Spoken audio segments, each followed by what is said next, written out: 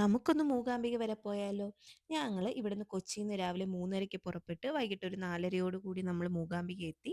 ഇപ്പൊ റോഡ് ഏകദേശം എൻഎച്ചിന്റെ പണികൾ കുറേ സ്ഥലത്ത് മലപ്പുറം, കാസർഗോഡ് അങ്ങനെ ചില ചില ഡിസ്ട്രിക്റ്റിലൊക്കെ ഓൾമോസ്റ്റ് എല്ലാം കഴിഞ്ഞതുകൊണ്ട് നമുക്ക് പെട്ടെന്ന് യാത്ര ചെയ്യായിരുന്നു. കഴിഞ്ഞ ഓഗസ്റ്റിൽ ഞങ്ങൾ പോയപ്പോഴത്തേക്ക് ഭയങ്കര യാത്ര കുറച്ച് ബുദ്ധിമുട്ടായിരുന്നു. ഇത് പെട്ടെന്ന് തന്നെ നമ്മള് പോയി. പല സ്ഥലങ്ങളിൽ നിർത്തിയൊക്കെയാണ് പോയത്. നമ്മൾ രാവിലത്തെ ബ്രേക്ക്ഫാസ്റ്റ് ഇത് ലീഫ് എന്ന് പറഞ്ഞ റെസ്റ്റോറന്റ്, ഉച്ചയ്ക്ക് ഇത് ഉടുപ്പി റെസ്റ്റോറന്റ് കാസർഗോഡ് നിന്ന് കഴിച്ചു. അവിടുത്തെ താലി ഗംഭീരമായിരുന്നു കേട്ടോ. കാരണം വെച്ചാൽ ആദ്യമായിട്ടാണ് ഞാൻ എന്നാ അറിയുന്നത് ഒരു ബോളിയൊക്കെ ഉള്ള താലി കാണുന്നത്. അത് കഴിഞ്ഞ് നമ്മൾ ദാണ്ടെ മൂകാംബികയിലേക്ക് കേറുവാണ്. ഈ ഒരു കവാടം കാണുമ്പോൾ സത്യം പറയാലോ നമുക്കൊരു പ്രത്യേകതര ഒരു പോസിറ്റീവ് ഫീൽ ആയിരിക്കും. അങ്ങനെ ദാണ്ടെ അമ്മയുടെ അടുത്തേക്ക് നമ്മൾ ചെന്നുകൊണ്ടിരിക്കുകയാണ്. ഈ ഒരു നടയൊക്കെ കാണുമ്പോഴത്തേക്ക് എൻ്റെ ഭഗവാനെ എത്രയും വേഗം നമുക്കൊന്ന് അമ്മയെ കയറി തൊഴാൻ പറ്റിയാൽ മതി എന്നുള്ളൊരിതാണ്. ഞായറാഴ്ച വൈകിട്ട് അന്ന് കുറച്ച് തിരക്കുണ്ടായിരുന്നു. കുറച്ചെന്ന് പറഞ്ഞാൽ വളരെ ലേശം തിരക്കേ ഉള്ളായിരുന്നു.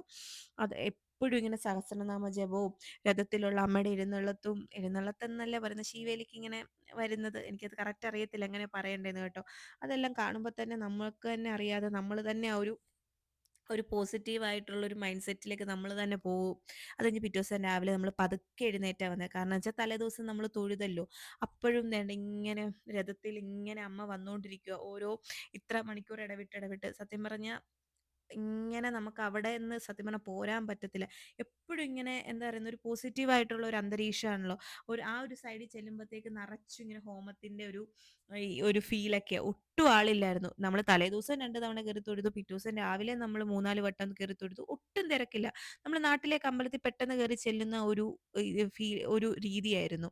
എല്ലാവരും ഈ ഒരു ടൈമിൽ പോവാണെങ്കിൽ നമുക്ക് വലിയ തിരക്കില്ലാതെ തൊഴാൻ പറ്റും കേട്ടോ. ശനിയും ഞായറും അല്ല ഉദ്ദേശിക്കുന്ന ബാക്കി ദിവസങ്ങളിൽ. അവിടുന്ന് നമ്മൾ നേരെ ബ്രേക്ക്ഫാസ്റ്റ് കഴിച്ചു. ബ്രേക്ക്ഫാസ്റ്റ് എനിക്കത്ര ഇഷ്ടപ്പെട്ടില്ല. ഭയങ്കര ജീരകത്തിന്റെ ഒക്കെ രുചിയായിരുന്നു.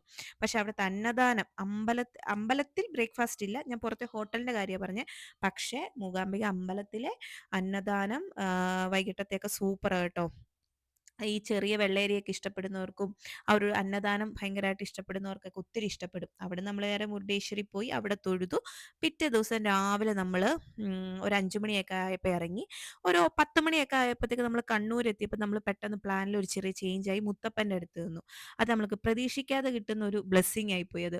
കാരണം വെച്ചാൽ ഒട്ടും പ്രതീക്ഷിക്കാതെയാണ് നമ്മൾ ചെന്നത്. സത്യം പറയാലോ, നമ്മൾ എടുത്ത ഒരു ബെസ്റ്റ് ഡിസിഷൻ ആയിരുന്നു മുത്തപ്പൻ്റെ അടുത്ത് പോവാന്ന് പറയുന്നത്.